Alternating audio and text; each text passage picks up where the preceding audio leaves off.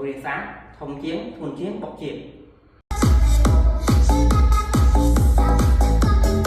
vụ speaker là bọc viết tại trên phần chấn cứ thì bị xung bọc là mùi lục riêng là sang sao sáng nên ngày chỉ mùi tụi môn là sang muốn chỉ mùi là tụi môn dùng lên là sang bọc môn tiền bọc bọc chứ mẹ và speakerនេះគឺtụi môn dùng lênគឺ200 W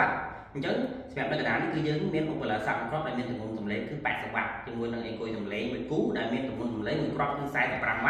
ជាមួយនឹងអេកុយមួយគូនេះបងអញ្ចឹងមួយគូនេះគឺមួយគ្រាប់15 W ហ្នឹងវាជួយសម្លេងកាន់តែខ្លាទៀតអញ្ចឹងបងអាចរៀនខ្ញុំចុងបានពីថ្មីនេះគឺមកគឺធ្ងន់មែនតើបងអញ្ចឹងទម្ងន់វាប្រហែលជា7គីឡូជាងបងវាមកជាមួយនឹង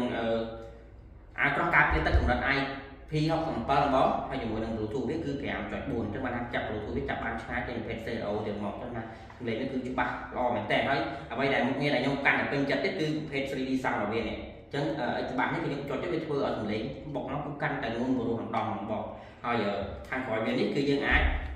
ហ្នឹងហើយគឺយើងមានដូននេះសាកថ្មក៏ដូចជារុនអាវ Pepsi 5.2 V ហ្នឹងគឺបងហើយសម្រាប់ពីនេះគឺយើងអាចដក microphone ចូលបានប៉ុន្តែក្នុងអបវាមកមាន microphone នេះអញ្ចឹងបងអាចការ add microphone ចូលខាងបើសិនជាក្នុងករណីបងចង់ជាង karaoke ប៉ុន្តែ